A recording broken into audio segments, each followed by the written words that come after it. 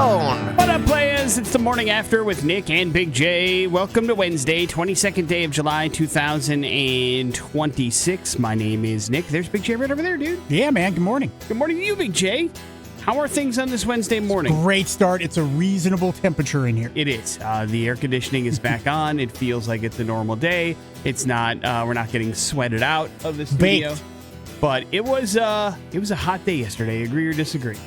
Yeah. Up in here. It was hotter in here than it was outside. Yeah, for it was a good portion of the day. It was not pleasant.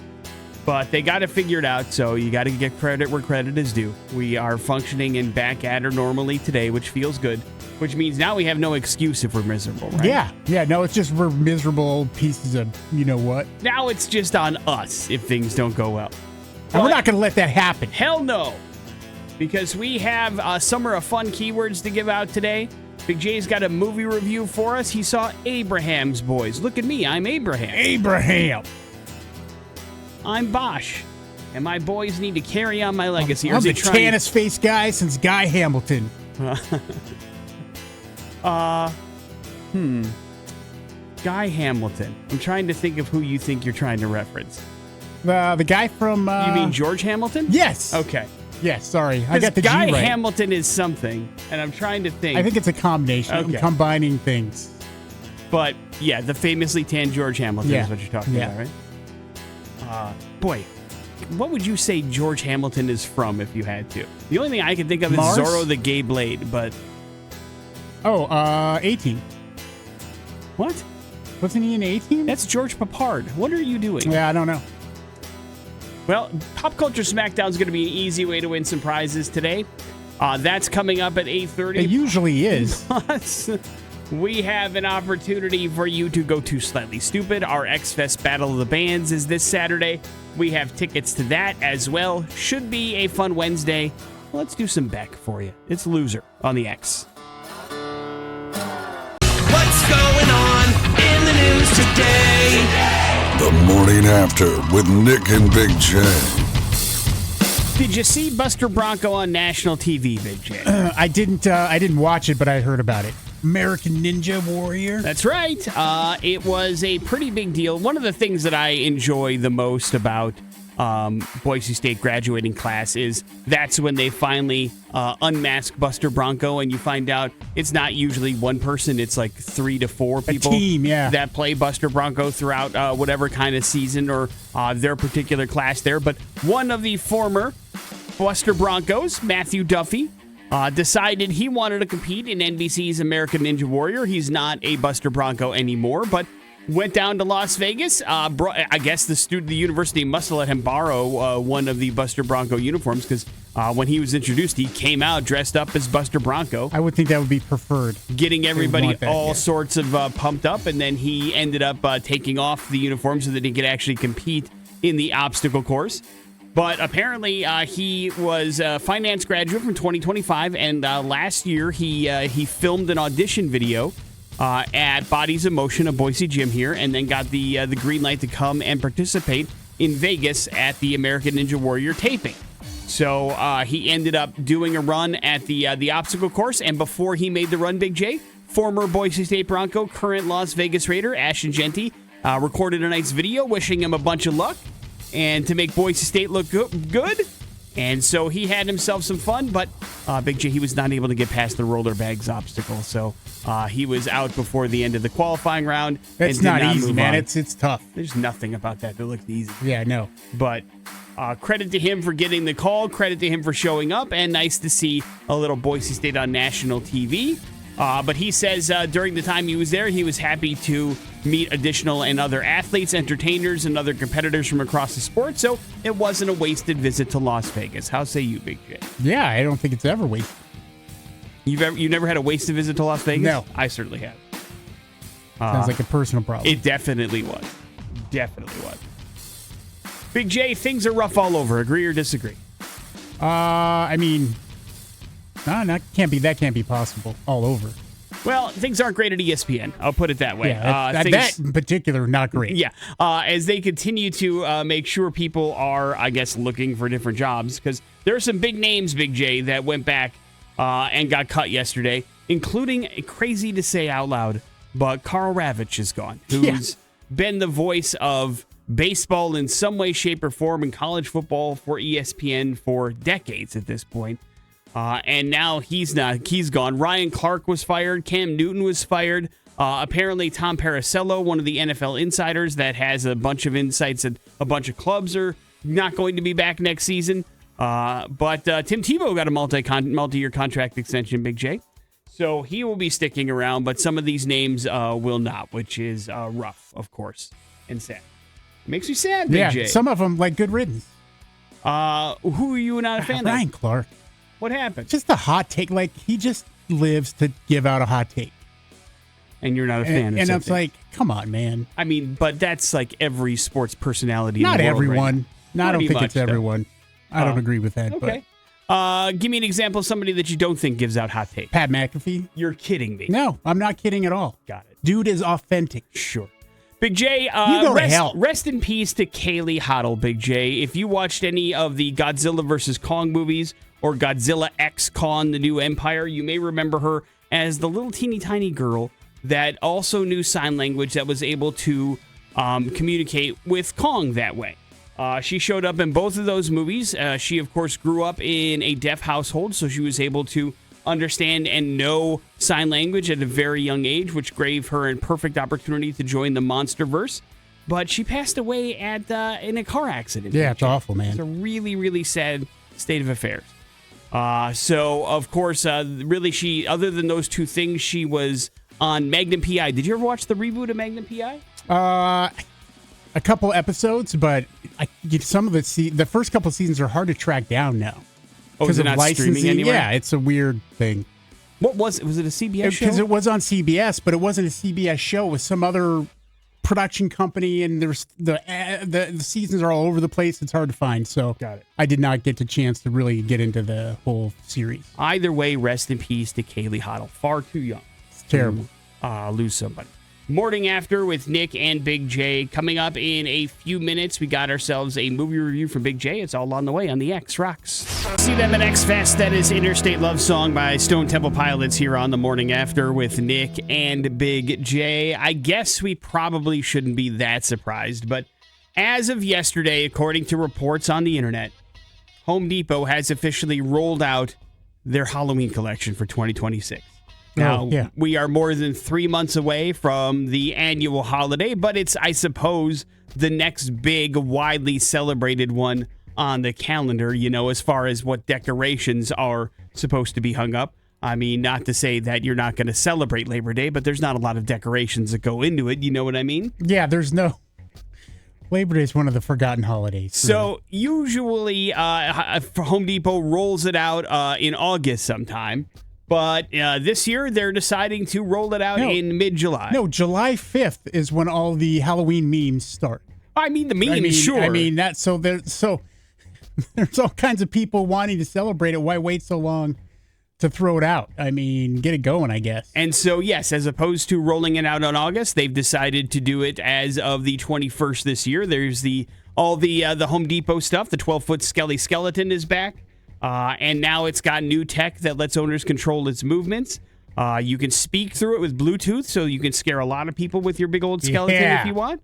They're also adding new giant decorations, including an 11-foot mummy and an 8-foot animated plant monster. Other highlights include interactive undead parrots that answer yes or no questions, animated pixies, an upgraded version of the fan favorite Lethal Lily as well. I don't know what that is, I'll be honest, but it's a fan favorite, so people are all about it. So your big, heavy-duty animatronic Halloween decorations are up and available at Home Depot as of now. I'm guessing more will follow suit. I haven't seen anything else anywhere on display, but that doesn't mean it's not, there and available for you. Because, they're going to want to get in early, and they know what moves the needle as far as you're concerned, and you guys will spend money on Halloween stuff, and so they want to get that money, right? Yeah, the wife and one of the kids are already putting up Halloween at their house yesterday. And did they buy anything new? I don't know. I don't think so. Okay, so this is all the old favorites that have been in storage and are pulling their way out. Is it mostly outside or inside that is decorated Inside. the Big J boat? Okay, so it's more of an internal so far. celebration. I mean, we haven't started at our house yet. Oh, okay. At Mason's. That's where the inside is. But I mean, when you guys decorate, do you do a bunch of stuff outside as well? There's a couple things. Okay. We've got a couple skeletons we put out on the front. They sit in the chairs. That's Our cool. Patio chairs, yeah. That's cool. And so it's not unusual to know that things are happening. It's just happening early and earlier than ever. I mean, yeah, it was the second July 4th wrapped up. They're like, hey, Halloween's next. Let's go. But now the companies are like, yes, you know what? You guys like Halloween? All right, here we go. Start spending some money. Let's talk about it. Morning After with Nick and Big J coming up in a few minutes. Big Halloween J, movie. Is it a Halloween movie? Big J will give us a full review. Know that? Well, I mean, I knew it was involved in Dracula, but from the trailer, there wasn't a lot of vampire action in it. So yeah, I don't there know isn't. How Spoiler Halloween alert. it is. But we will find out how Abraham's Boys is next on the X Rocks. That is Rob Zombie. That is Dracula here on the Morning After with Nick and Big J. Yesterday, for Streaming Dumbass, there was a tie, but a movie was selected for Big J to watch. That movie is called Abraham's Boys. It is on Hulu, and now we find out the what and the how and who. How is it, Big J? Yeah, Nick. Let's see. Abraham's Boys stars Titus Welliver, Brady Hepner, Judah McKay, and Jocelyn Donahue, some folks you probably never heard of besides Titus.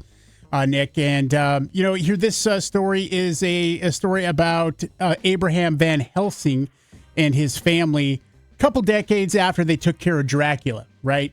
So they have moved to the Central California Valley, Nick, to reside. The hell out of Transylvania. Yeah, get the hell out of there, wouldn't you, right? And this movie, I think, if anything positive I can say about it, Nick, because it's not great. Okay, it's not really a very good movie. The interesting aspect is, think about this for a second. Think like your parents, or in particular your father.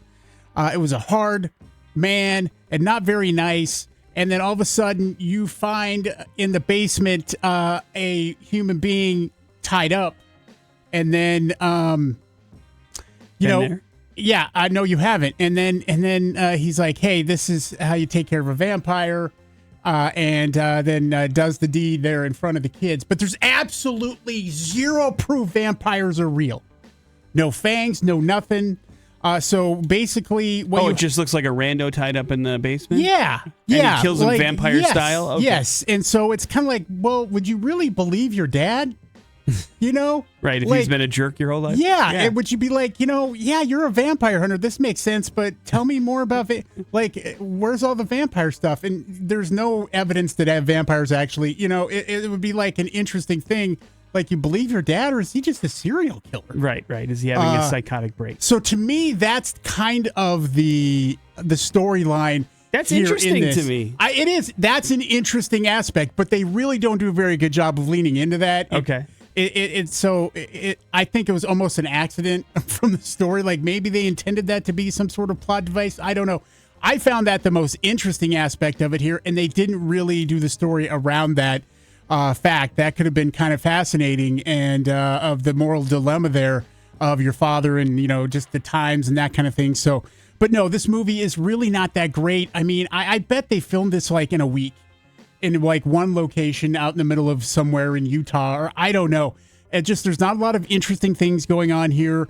The performances aren't very good. It looks not that great. It's just kind of like one of those throwaway movies that happens now because we have streamers, I think, Nick, or even, way back in the day, right straight to video kind of vibe to it. And it's just not great. Does it just basically give up on it and say, you know what, vampires are real and this is really happening? No. You get to the end and there's no real definitive thing there. Basically, Abraham and his wife are there. She got nicked by Dracula, and so she's been sick for a very long time. And he's so vampires are real, or is she just sick? Okay, or maybe she's got something else going on. In the trailer, I see a vampire attack for sure. Is it a vampire, though? I mean, somebody bites on somebody else's neck. Yeah, that's a thing. Yeah, I mean, it's really not something they focus in on the movie. It's not great. Okay. So it was a bummer. Not impressed. Not enough Dracula stuff, or not enough investigation into the psyche of one Abraham Van Helsing.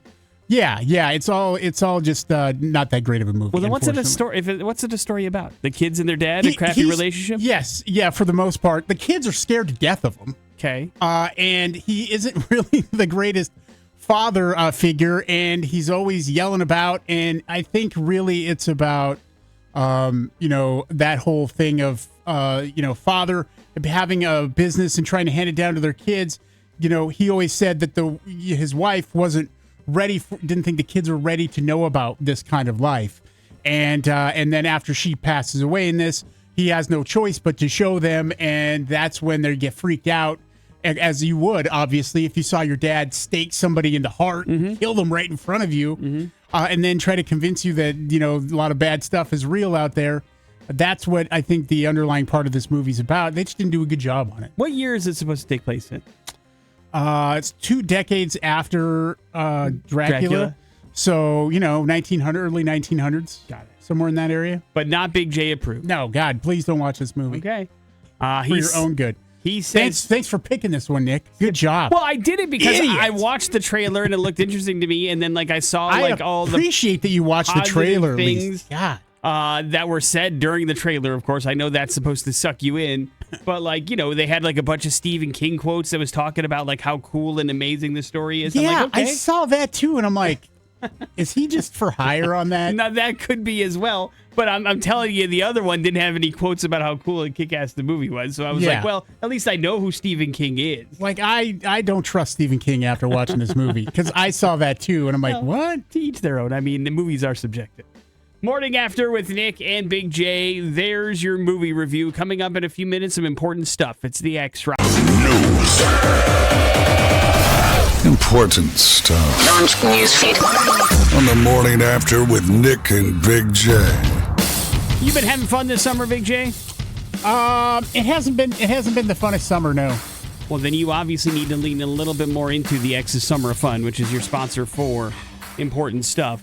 I can't win. America is 250 years old. The Summer of Fun is going on now thanks to Overhead Door, the Record Exchange, and A1 Heating, Air Conditioning, and Electric as well. We are in week number 4. This time we got a 4-day, 3-night trip centered around a few Southern California theme parks like Disneyland and Universal Studios. You ever heard of them? Yeah.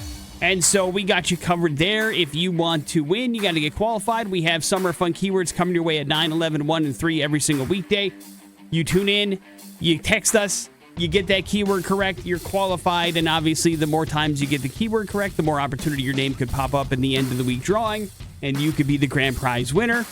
Every week a new trip for 7 solid weeks. We're in week number 4, so there's still 3 more to go. You can go to xrock.com and check out all of the trips that are coming up and see all the rules and all the fun stuff involved in that. But Summer of Fun coming up a little bit after 9 o'clock here on the X.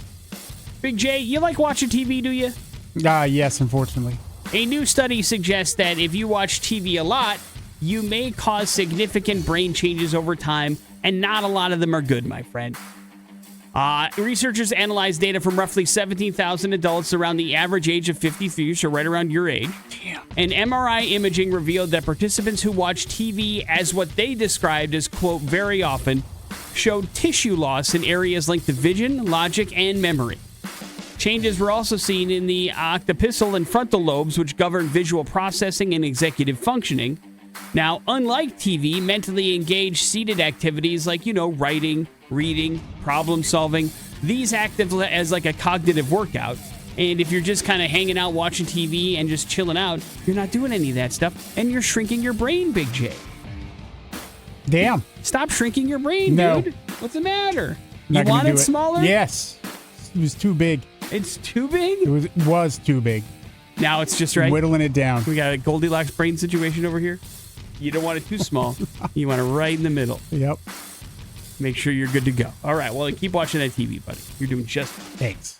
Hey, when Shohei Ohtani came here to the United States of America to play in Major League Baseball, he came with a mission, Big J. He wanted to win a Cy Young Award. Now, he's not going to win one this year because he's taking a break from pitching because of ongoing discomfort in his left knee. Dave Roberts said that his road back to pitching, now Dave Roberts is the Dodgers manager, would take some time, and it's not a day-to-day thing, so it's an extended break. Ohtani will continue to be back in the lineup as designated hitter, but won't be continuing historic efforts to be a two-way player until he regains his strength and his health in his knee. So he's just a hitter at this point, Big J. Does that diminish your interest in Shohei Ohtani? Yeah. He was only playing one side of the ball now. Just a What normal loser. player. We got plenty of those normal players already. Unfortunately, injury is going to keep him from ever being able to do that, I think. It's always going to be something. I mean, not necessarily. He's had full seasons of pitching before, and he probably should have won a Cy Young Award once before. Let's look at this. If we're playing two positions, we're doubling the chance of injury. Sure. For that position. Pitching is different. Pitchers get injuries all the time. Hitting is different. Hitters get injuries all the time. They're separate injuries, but an injury that keeps him out of the hitting game could also keep him out of the pitching game, etc. I don't know if he'll ever be able to get that Cy Young. Yeah, I mean, it all depends on how he's feeling. I mean, Can obviously, he pitch well enough to get a Cy Young? I think so. Yeah, we've seen that. Absolutely.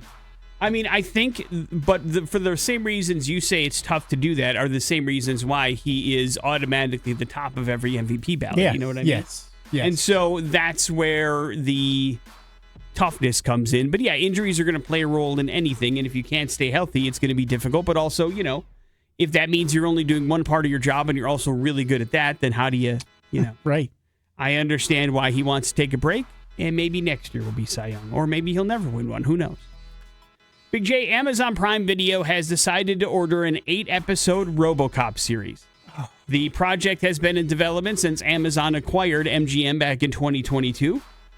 Peter Ocko, who is behind Elementary, that Sherlock Holmes series, and Black Sails, will be the writer, showrunner, and executive producer. James Wan is involved. And Ed Neumeier, who is the co-writer of the original 1987 film, will also executive produce. And they are excited for it. Now, the original RoboCop starred Peter Weller, of course. Then there was the 2014 reboot featuring Joel Kinnaman. Did you ever watch that? Yes. With Michael Keaton? Yeah. Was it any good? I've heard terrible things. But no, it's not that great. Okay. It is a bummer because, we love both those guys. Or at least I do. Well, no, I do too. But, again, it's a lot like Starship Troopers. You know what I mean? Because it's Verhoeven. It had its time. And RoboCop was making a satire about how dumb action movies are. And RoboCop was like a kind of visual representation of his feelings about how stupid American action movies are. And that's what made it so great. And then every follow-up became a stupid American action movie. Yeah. And then it became kind of like you didn't get it. And just like Starship Troopers, which is a kind of a commentary about, lots of different things, but certainly a satire.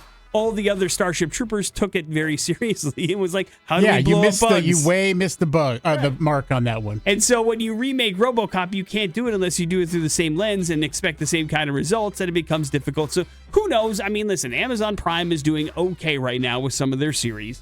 So it may be all right, but we'll have to kind of see how it all shakes out. But it sounds like you're not very interested. Yeah. Hey, Amazon, your move, creep. Dead or alive, are they coming with you? Yeah. Just making sure.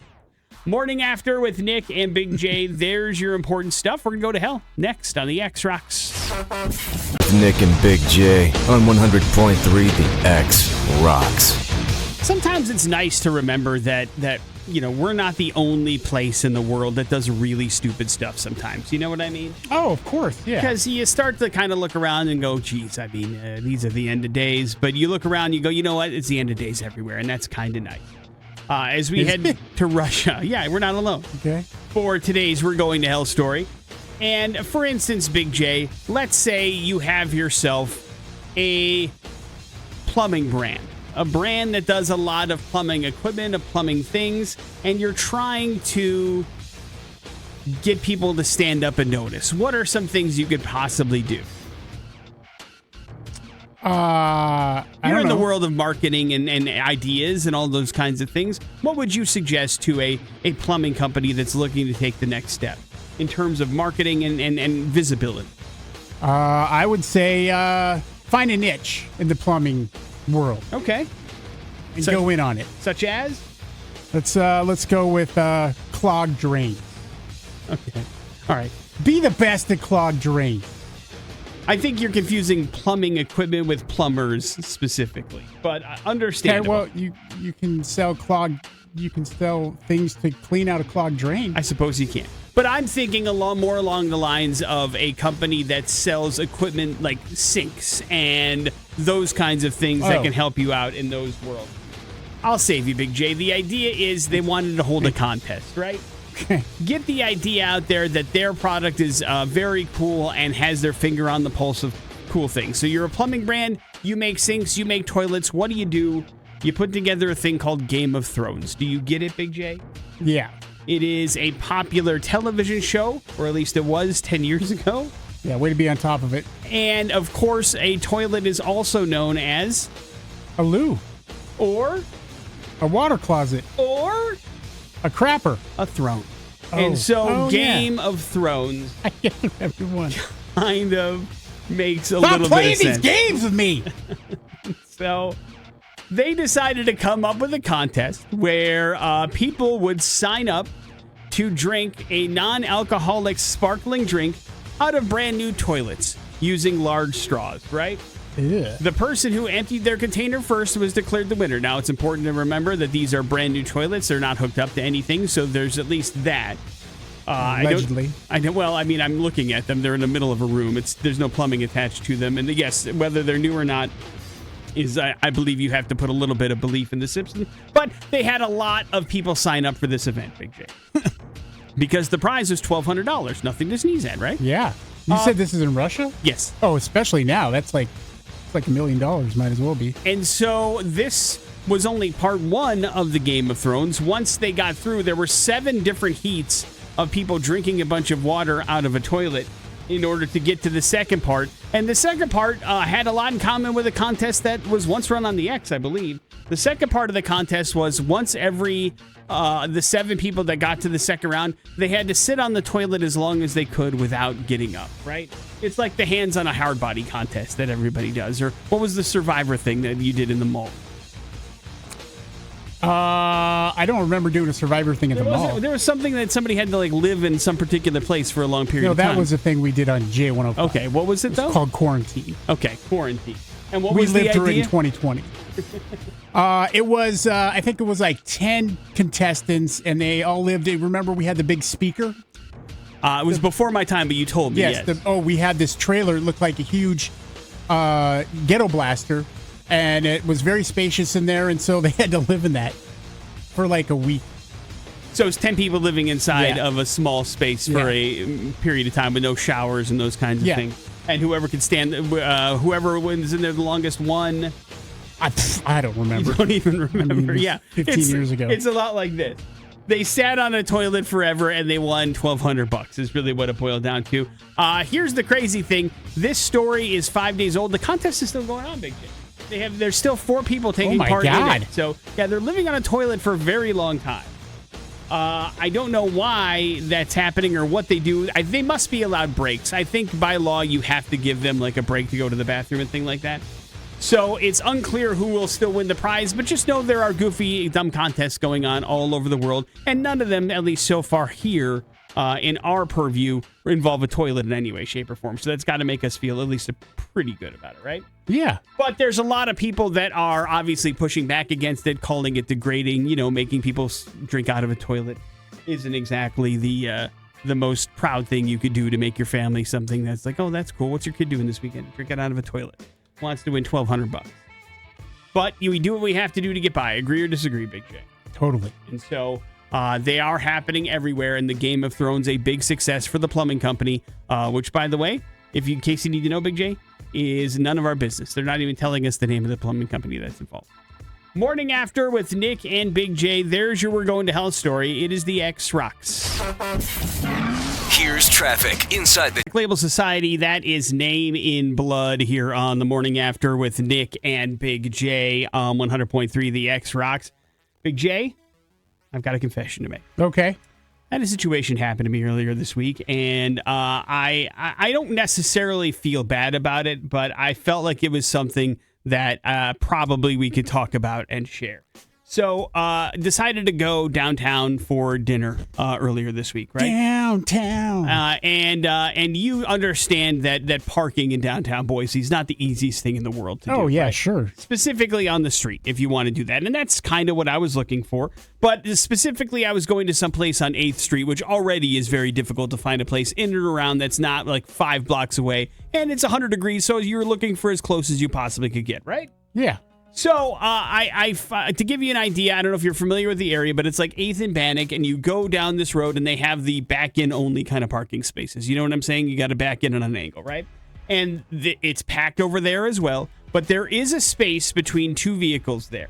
And between the 2 vehicles, I have noticed as I'm looking that they didn't park all that great, right? They're not backed in the right way on the angle that they should be. And so I have a choice where it is like, do I drive around for another 20 minutes and try to find another spot? Or do I also back into the one spot that's available, kind of a little wonky to make it all make sense? And I'm like, you have to match their wonkiness in order to make it a parking spot That's viable. what I'm going to do, and I did it. So I backed in equal amount of space, but my right back tire a little bit over the line, right? There's no doubt about it. But the only way I was getting into this space if I did it that way, because those on the right and left of me were parked a little bit wonky. And so I don't know how it started. All I know was I was part of the domino situation, and I looked at it when I got out, and I'm like, that obviously we're not where we need to be, but I got to go. I paid my parking at the street, and I went on for dinner, and I came back, right? Yeah. As I come back to my car, dinner took a little bit longer than I thought. And I have I have noticed that now at this point, Big J, none of the cars are there, just mine, right? Right. Now you look like the jackass who parked like a moron. Right. On the back of my car is a piece of paper, and I'm like, oh, I got a ticket, son of a gun. And I'm like, that doesn't make sense. Was it a sticker or was it a... It wasn't a sticker. It was like on the back of a receipt, somebody had wrote the C word and put it on the back of my car. And I was like... of course, because I look like an a-hole when I'm parked that way, but nobody knew the scenario around where I was to make it look that way. So it does look like I parked like a piece of garbage when there's nobody else around me. But and I was also like, there's tons of parking spots around me, so I wasn't like blocking somebody out of something. But I was like, what kind of world would they have to be in to leave like the C word on my car because of that? This is a perfect example, Nick, of how the world is not black and white. Right? I mean, it is an illustration of how we think that we understand when we see something, a story that has taken place. And so when that person saw your vehicle parked there, they just thought, you're a complete jackass and don't know how to park a vehicle. Right. But the reality is that you were only parking in a way to be able to actually park because of the situation. Right. And it's like that kind of judgment is just BS. And so, that's why vigilantism is bad, because unless you 100% know the entire story, you cannot lay judgment. Right. And so, Tito, I laughed when I saw it because I didn't take that personally. It's like that person doesn't know me. I could give a rat's ass what they think. Yeah. And so, like, it was funny to me, but I then started thinking about it on the way home. I'm like, man, that person, because the piece of paper is a receipt. So they went somewhere and had sushi, $50 worth, and then tore off the bottom so that like their name wasn't on it, and then wrote the C word and put it on my car. And I'm like, that's fine, but you went through all that trouble just for that. Obviously, they must be a very sad and miserable person, and that's okay. But I'm from the outside looking in, it looked like a bad parking job, but I didn't have any other choice if I wanted to be in that area or drive around for another, 25 minutes at 5 o'clock in downtown Boise. Right. And so these were the choices that I made. I wasn't happy about it either. But yeah, I need to put a sign on my car that says, I know this is bad. It's not my fault. But I don't care what other people think. What I suggest is you carry a Polaroid camera with you. You take a picture of the situation, and then you stick that on the front of your vehicle. Here's why this is what happened. Don't get mad at me. Get mad at the people around me. But, so I did get a little kick out of that, and I was like, man, listen, people are angry about lots of different things, and the littlest thing sets them off. I can't imagine I blocked them out of a situation, but I assure whoever it wasn't done on purpose. No. I'm not that bad. I assure you that Nick doesn't give a damn what you think, and you should know the whole story. I did laugh. So there was that. Like, again, like I wasn't angry. I chuckled when I saw it because obviously there was a wave of relief. I was like, I thought I paid for everything. There must be a ticket. And then I looked at it and I was like, oh, it's the C word. Cool. This is a lesson I learned, Nick, when I was judging people for parking in a handicap spot. And they didn't have what appeared to be a handicap placard. And either a placard or a thing on their license plate. Well, come to find out, that person was actually handicapped, and they were waiting on that stuff. And there's like a paper one that you put in your vehicle, that you can never see. Right. And it showed me that I'm like, hey, maybe I should chill out a little bit because that might not be the whole story. Yeah. Like, just because there's a big pickup truck there or whatever, fancy car, doesn't mean that whoever's in that isn't actually handicapped. And I see this now. There's like some guy, he goes around and he puts stickers on people's cars for when they park weird, and then they are being complete jackasses, taking up multiple spots, handicap parking and things like that. Yeah. And I'm like, there's just too much of a story that needs to be told for these situations to be able to go and vandalize people's vehicles. Not to say that there isn't bad parkers out there or jerks that do all that kind of stuff. Absolutely. Yeah, 100%. But what is it of my job to be able to render judgment at that moment in that, like, that's... That actually made me take a look at myself and be like, well, what's my deal? Why do I give a damn?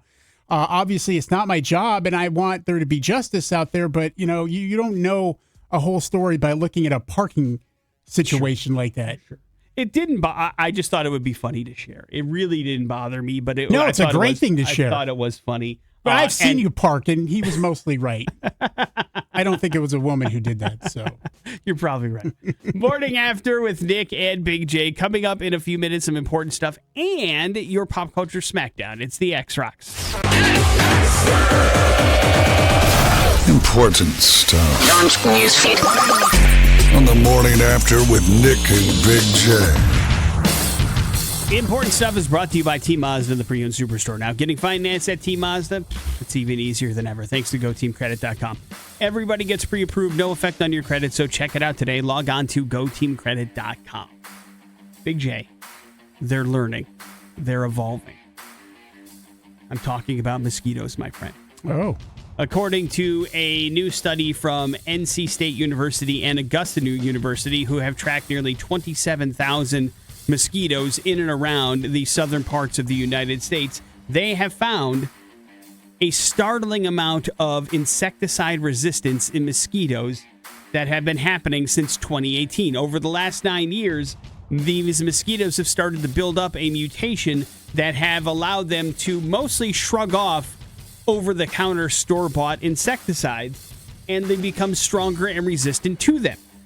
We can thank that to a fact that basically we started kind of seeing a mutation by a particular breed of mosquitoes, and these mosquitoes are the ones that are kind of like spreading across the United States a little bit more. They're called Asian tiger mosquitoes, Big J, and these are the ones that have built up a resistance to the off and the mosquito sprays that you use so much when you're camping. It's because like they've come in contact with it more over the years, right? It's become something that they've been able to build up a resistance to. It's like the Dread Pirate Roberts. Okay, go into detail, please. Well, he protected himself from the poison because he would constantly take the poison, making him immune to it. Right. And so it's something that you need to be aware of. If you find yourself, buying a bunch of a spray that you think is going to take care of things or candles or whatever, and you're still getting bit by mosquitoes, it's because these are stronger than normal. Now, they do say that a lot of the big problem is, spraying habits are kind of uneven. And so that becomes an issue as well. It's fueling the problem a little bit. So they're talking about a little bit more coordinated mosquito management that includes public spaces and private yards to help with different things to help them kind of get rid of these particular mosquitoes, because it's just going to get worse as they start to build up this immunity. Big J, some mosquitoes are coming for you no matter what. Not around here. So watch out. Stay away from standing water, Big J. Do you understand me? Yeah. What's the worst? I don't want you to get bit by mosquitoes. Bad news. Yeah, we got West now going around too. Again. LeBron Watch 2026 is on. LeBron James is the last big domino of free agency to fall. The league still waiting to hear. His agent yesterday urged, quote, patience and suggested LeBron James has, quote, earned the right not to be rushed. But mistakes may have happened this morning, Big J. Now, was right this morning? Or yesterday, one of the two. But you know how you can like follow particular accounts on YouTube and things like that? Apparently, Miami Heat posted a link to a scheduled live stream titled LeBron James Introductory Press Conference, followed by a July 27th date to its YouTube channel, and then pulled it down. But a lot of people noticed that it popped up there, and then a team spokesperson said that was a mistake. The club's social media department was preparing for the possibility. Of course it was. We know it was a mistake, dude. What does it mean? They were preparing for the possibility of James signing and mistakenly at that exact time posted the link to the team's YouTube page. The post was later deleted. So now people are like, okay, is this inside information that accidentally got leaked out? And does now he changed his mind? Right. You guys can't keep it wrapped up. I'm going to Cleveland. Who knows? But of course, Miami is the team that arguably LeBron James was the most successful with. He has won 2 championships with them in the past, only one each with the Lakers and the Cavs. So we'll see where he ends up going. And the Golden State Warriors are still in the discussion, too. And I guess at least the Heat, we don't have to worry about the coach. Spoelstra's never going anywhere. Right. He's who he worked with the first time. I mean, yeah, it's kind of incredible that guy's still there. But he's good at what he does. He's been a really good coach for a really long time. Big Pat J, Riley Jr. We got ourselves a little bit of an issue on the set of Dutton Ranch, and it revolves around Ed Harris, Oscar-nominated actor, is very upset with what he feels is a deception that got him to sign on for the role of the Yellowstone spinoff and what he ended up doing. He was speaking at the Apple TV premiere of The Dink, which he also is in. What? The Dink, the movie about pickleball. He was promised one of 4 lead roles before signing on. And then when he got on set, he was like, that wasn't the case at all. I'm not one of the lead roles of this show, period. And so midway through season 1, he said this in an interview, he was urging his team to, quote, get me the F off of that show.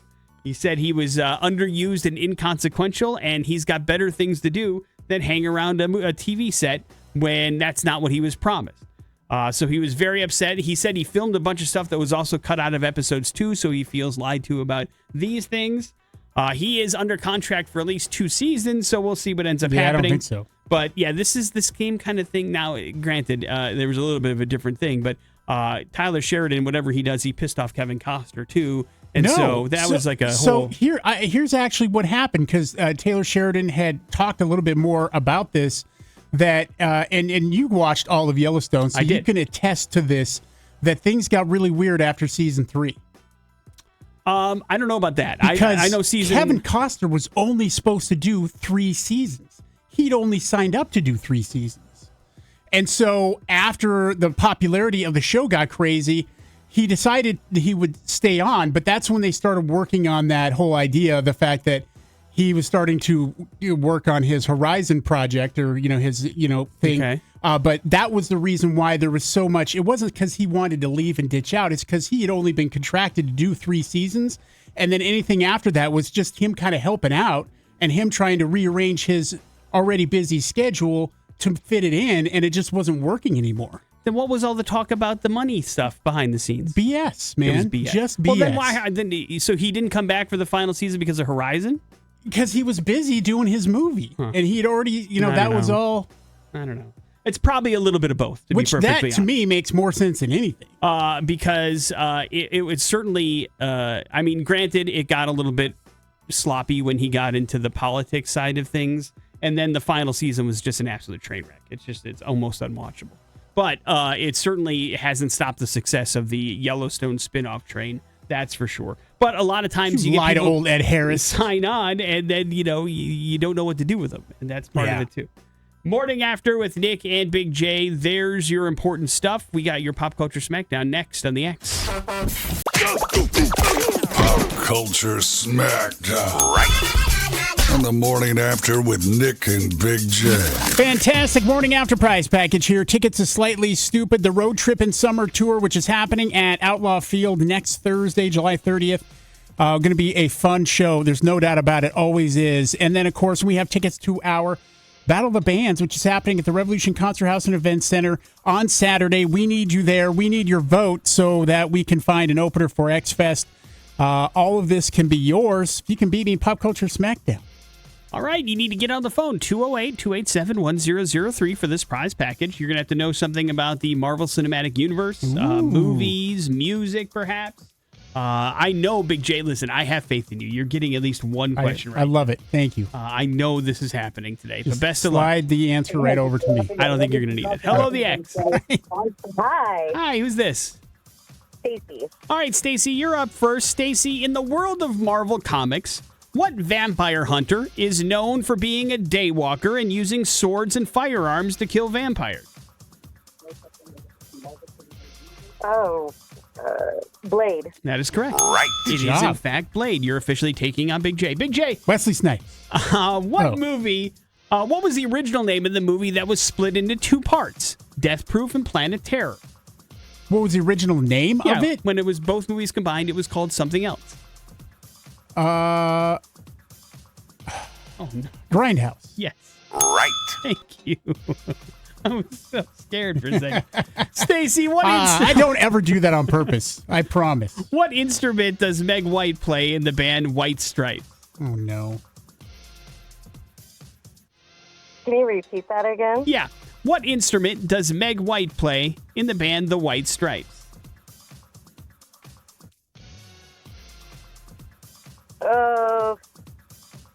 Drummer. Right. She is, in fact, the drummer for Stacey's on fire The here. White Stripes. Big J, what children's toy does James Gunn famously give out as rewards to his actors and crew for doing good on his movie sets? He gives out bobbleheads. Wrong. No, I'm sorry. That is incorrect. A little bit more of a children's toy than A slinky. You're close. Wrong. No, a little bit more malleable. Does that help? Oh, Play-Doh. Right. He gives out little teeny tiny canisters of Play-Doh when his people do good What a around his movie weirdo. sets. Huh? He wants to keep it light, man. That's true. Congratulations, Stacey. You have won Clearly. that prize package. Hang on 1 second. We'll hook you up with those slightly stupid tickets as well as tickets to go check out 5 great bands at this Saturday's Battle of the Bands at the Revolution Concert House and Event Center. Morning After with Nick and Big J. Some headlines on the way on the X Rocks. Have our word on it. For whatever that's worth. It's headlines on the Morning After with Nick and Big J. Headlines are as follows. Forgot something? Mistakes were made. And where are they? Mistakes were made. Kyle Byland and Jeremy Morrison, along with their parents, have filed a lawsuit against the Unity Medical Center in Grafton, North Dakota, Big J. They are alleging that hospital staff switched them as newborns on January 26, 1988. The mix-up was uncovered after Byland received a Christmas DNA kit which matched him to a biological aunt. Morrison then tested himself, confirming the switch. The lawsuit charges negligence, emotional distress, medical malpractice. Byland still holds his original hospital ID bracelet bearing the wrong name as physical evidence. The hospital has moved to dismiss the case, citing no surviving records from 1988. Of course, both of them say they were loved by their parents who didn't know any better themselves until they were much, much older, of course. Yeah, what But a bunch of idiots. A weird, Didn't even know they didn't have their own kid. a weird thing to find out several years down the road, right? Yeah, I don't even know what you do with that. That's a different category, I think, than a lot of these other situations. Yeah. Because it's just like, does it matter? I mean, I guess technically it's like wanting to know who your birth parents are, right? I mean, I imagine there's some history and family stuff there that's probably but important to for know. all intents and purposes, his parents were his birth parents. He just didn't get birth. You know, I mean, right from the hospital. I mean, that one's a mind blower. Sure. But, and I don't think anybody's like regretful of their childhood, but it is messed up that they didn't go home with who they were supposed to go home with. And somebody's at fault there, right? Sure. Yes. But the hospital's like, hey, man, we don't keep records from 1988. What do you want us to do? Keep stuff? Get out of here. We're not guilty. Forgot something, or where are they? Where are they? A bizarre theft case out of Florida where deputies say a man returned home after a stay in jail and discovered that his whole damn collection of tarantulas had disappeared. Oh, no. Investigators say a local woman, Stephanie Brooks, allegedly took the spiders and sold them while the owner was away in jail. The missing tarantulas reportedly included a golden knee choco tarantula and a striped devil tarantula, which the owner estimates his losses at nearly $600. Authorities say Brooks is now facing stolen property and petty theft charges herself, but according to investigators, a child witness said the spiders were removed because of safety concerns and the cost of caring for them. Deputies also say Brooks told them when she sold the tarantulas they were dying at the time, and so she knew they belonged to the victim, but she wanted the money anyway. So now we got a real problem here, because apparently there's special things you have to do to sell exotic pets. I don't know. I've never owned a tarantula. Do you know that? No, I don't. I don't care to know. Maybe it's a Florida thing. I don't know, but there's some additional laws that might have been broken because you can't just put them up on Craigslist or something. Maybe, I don't know, or Marketplace or something like that. I'm not sure. But either way, this guy came back from jail and his tarantulas were gone. No. Now, that's not cool. I mean, listen, you go someplace, you come back, and your pets are stolen? That ain't all right, right? No. Now, whether or not you want a tarantula as a pet is another conversation altogether, but this guy clearly did, and now his tarantulas are gone. Sad. How's he going to fill that tarantula-shaped hole in his heart, Big J? I don't know. Start out with some daddy long legs. Nice. Wrap it up with Forgot Something. Big J, a female marmoset monkey was rescued by animal welfare officers after being discovered abandoned on a London bus in northwest London.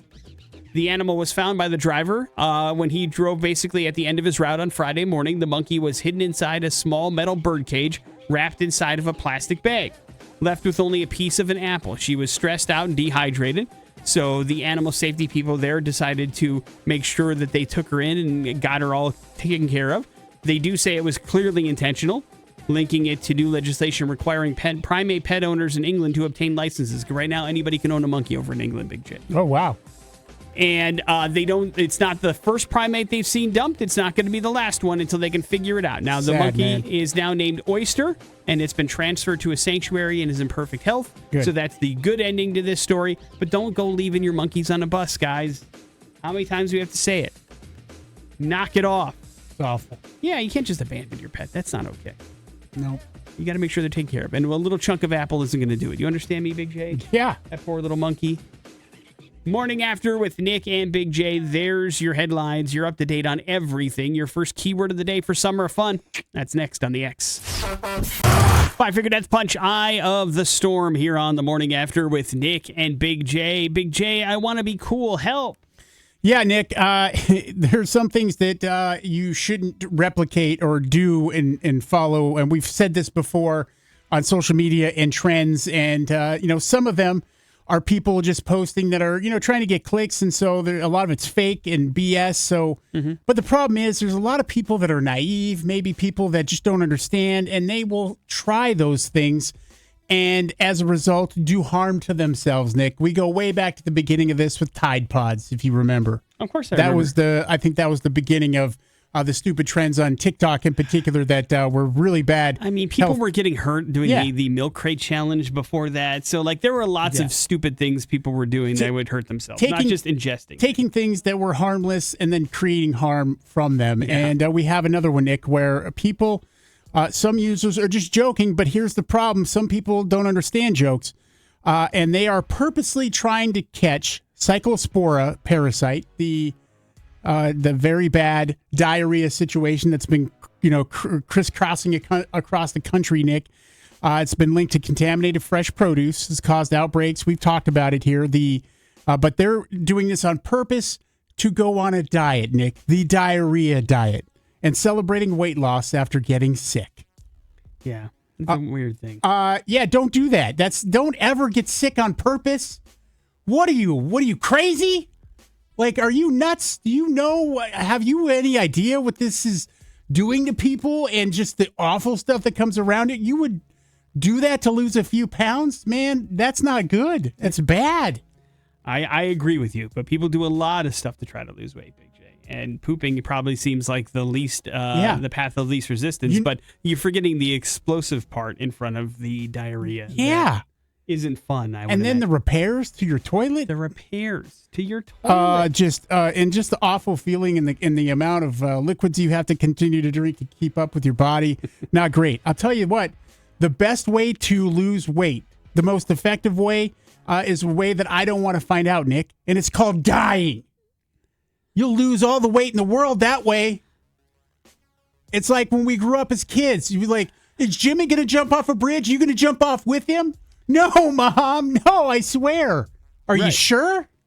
Right. That's this example. Like, this is the example that our parents laid out for us when we were kids, because they finally caught us doing stupid stuff after ignoring us all day. And that was their response. And so that is now the response we must do here. And that is, don't do that. That's dumb. Yeah, I think in a lot of our cases, though, we were just trying to pass the blame onto somebody else and not take the brunt of the blame ourselves. Like, it wasn't me. Jimmy said that it was cool, and so... I blamed a kid who was a really good friend, Nick, at the time. Now somebody who's gone to prison for attempted murder for something that we did to our basement. We had the popcorn ceiling in our basement. Right. We also had a pool table, Nick, and Dad had just put that ceiling in. Okay. And I was like, I accidentally poked a pool cue through it and made a little hole. Oh, boy, that was fun. Uh-huh. We repeated that. Okay. You're like, look at how easy it is to punch through the ceiling. Hundreds of times. Oh, man. And then you blame your friend. Yeah. And listen, I was on the right track. Dude was not great. You were ahead of the curve. Yeah, I knew he was going to turn out to be a real POS, so I blamed him. I was like, it was Ryan's fault. Or maybe this is his origin story. Like, he was cool until his friend blamed him.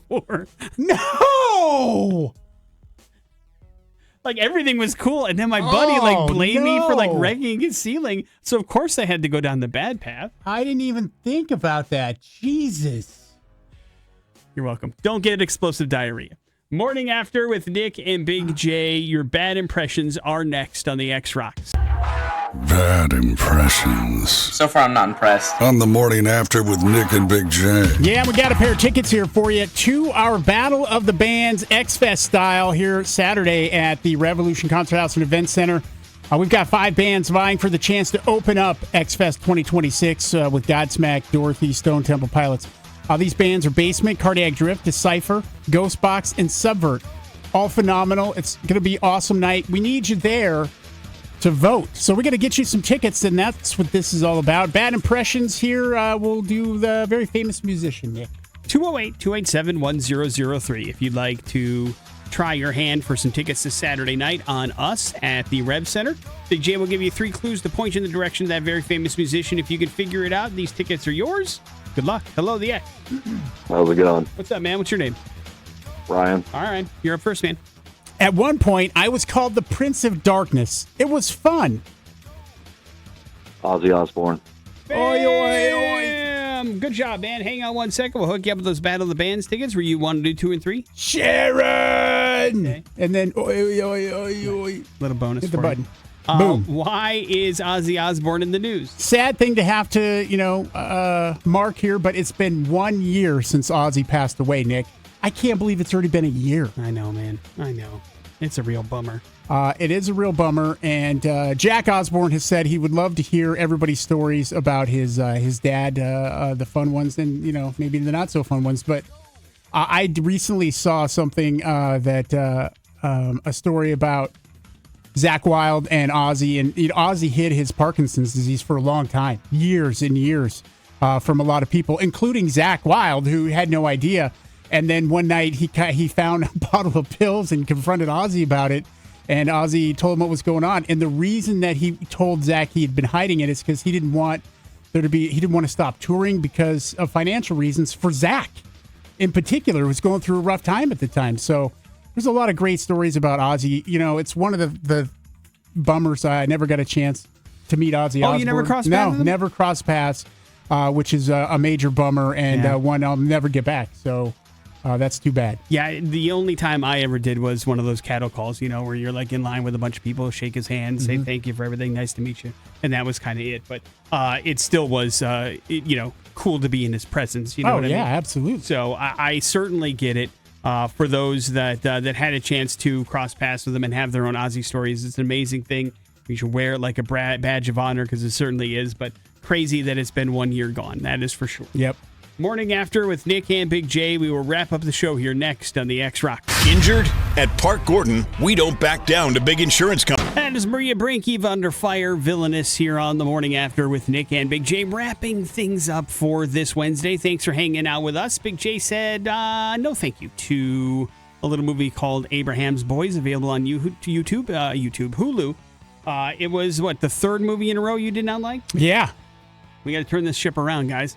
Figure this thing out. So right now, it's not a good streak, but, not the worst movie you've ever seen, just not up your alley, right? No, it's, nothing that no one ever needs to see, though, either. So it's a hard skip for that one from Big J. We had a chance to talk about how maybe, drinking toilet water can get you money in the right situation. Of course, as long as that toilet isn't plugged in. And it's in Russia.